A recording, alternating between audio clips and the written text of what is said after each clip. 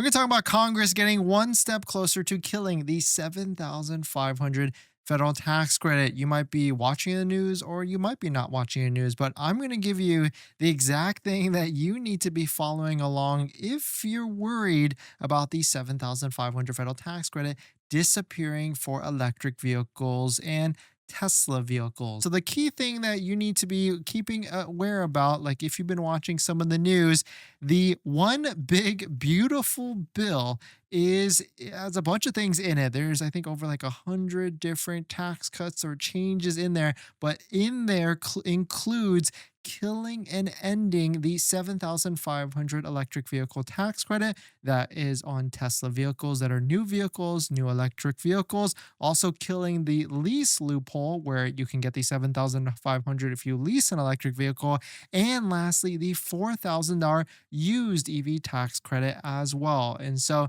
if you continue to watch the news and see some of the timelines that are happening, that is what you'll be looking to see. And of course, it's not set in stone just yet, but we did talk about this a week ago, and they did put an end date of December 31st of 2025. And so if you're looking to get into a Tesla vehicle and you want to lock in the offers like 1.99% on the Model Y or 0% financing on the Model 3, you don't want to leave anything to chance, then you might want to look harder because there will be an end date. And with an end date, if it passes, demand will naturally rise for Tesla sales and electric vehicles potentially. But the one thing is, don't forget to use a Tesla referral code, just like the one down below in the description, so you can get 3 months of full self-driving added to your Tesla vehicle. And other than that, there is a Military America's Heroes discount that they just extended and added a lot more people and positions to, including students, teachers, and first responders. So definitely check it out, and if you see if you can stack that on top of your Tesla discount and everything. So the update here is that President Trump's one big beautiful bill passes the House Budget Committee. And so that's the next step. And then it goes into the House and then, of course, the Senate, and then ultimately gets signed by Trump if he looks to sign that, or if it passes and makes it all the way to the steps. But there's an interesting soundbite in which we could get some more accurate timing on when this could potentially get passed and everything. But the one thing is here, let's talk about what's going to be happening next. Exactly right posted this and Ask Rock. Quote, the one big beautiful bill passed the House Budget Committee, but this awaits confirmation from reliable sources. Next, it will likely head to the House Rules Committee to set debatable terms, then to a full House vote, possibly by Memorial Day. Internal GOP divisions may complicate these steps. And so Memorial Day is coming up pretty soon. And then what's really interesting with this is there's a soundbite from Clear Value Tax. I definitely watch his things from time to time. And he was able to find a interview in which this congressperson was able to give us some more insight on what the goal is for the deadline of voting. So let's take a listen. You on. Now, I want you to know this, two very important things. Like, you have to understand this. So the first thing is that this is not set in stone. Like, this is subject to modification. They can make changes to this, like everything we just covered. And the second thing is that this is not guaranteed to pass. So if the Republicans stick together, they can pass this bill without a single vote from the Democrats. But I just want you to know, this is no secret that getting unity from the fiscal conservatives on the Republican side may be very challenging. Now, in terms of the timeline of passing this, the House, they want to pass this by Memorial Day, and the Senate, they want to pass this by July 4th. So please take a look. That third week, the Budget Committee will merge it all together and we can stay on schedule. So it will be up to the Senate at that point. I think they can work expeditiously to get it done. He says July 4th because that's a big birthday for us, and everybody knows that. But I think, and I hope and believe that we can get it done sooner than that. Do you think it'll pass the House by Memorial Day? I believe we can pass it by Memorial Day. I do. Now, the Democrats are saying that this So very interesting to hear that, like passing by Memorial Day. I mean, that's basically a week from now, and then actually passing the next step by July 4th.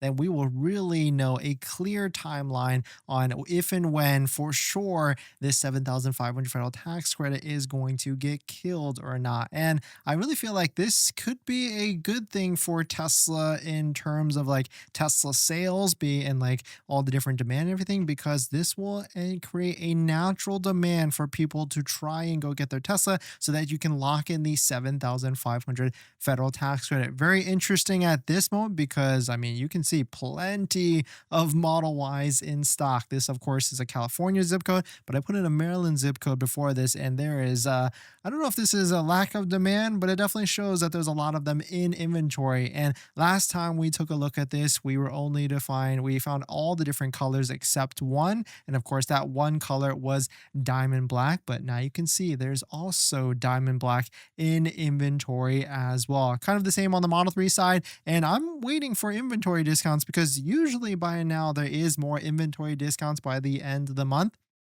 But maybe they are waiting till this Thursday or in the next few days. So that's what I'm waiting for this week. And if there isn't, then I would imagine they're kind of going to stick to what it is by the end of the month and then move on to something else for the end of quarter next June and everything like that. But let us know what your thoughts on it. Let us know what you're thinking. Are you looking to purchase a Tesla vehicle at the moment? I mean, certainly you can't get better than 0% for the Model 3, and 1.99 for the Model Y is good, but I imagine, well, we're really going to see, because if the 7,500 actually gets killed and there's a deadline by December 31st, that will create inherent demand for that. And so it's going to be a tough one to see what actually is going to be coming up in the next few months or everything. Other than that, check out this build by Unplugged Performance. They put on CyberHex wheels on a Model Y, black with gold rims. I got to give it to them. This is a nice setup. And I was kind of unsure about these rims on the Model Y, but this looks nice and it definitely pops off. And Unplugged Performance also has a wheel trade-in program as well. So if you just took delivery of your Model Y and you want to sell your stock rims to them, they will give you a credit so that you can get a brand new set of Unplugged Performance rims on your vehicle. We've got a set of UP05s and looks really nice. I think video came out like last week, so definitely check it out. And of course, if you're looking for Unplugged, definitely check out the link down below in the description. But let us know what your thoughts are. Let us know what you're thinking. In other news, we've got another Model Y launch series being sold. Brandon posted this. Someone is selling their launch series Model Y with 10,000 miles, basically brand new, for 59,000 miles. I mean, brand new, 10,000 miles. I don't know if that's brand new anymore, but they are going to be taking a bath on this one. This one's going to be like $45,000, maybe $40,000 very, very, very soon. But very interesting to see. Let us know what your thoughts on it. Let us know what you're thinking. If you're planning on financing your Tesla, then there's one thing you need to do before you even apply: protect your credit. Seriously, because here's the wildest part. Bank of America just had a data breach recently, and they didn't even tell customers for a month. That means your social, your phone number, and your email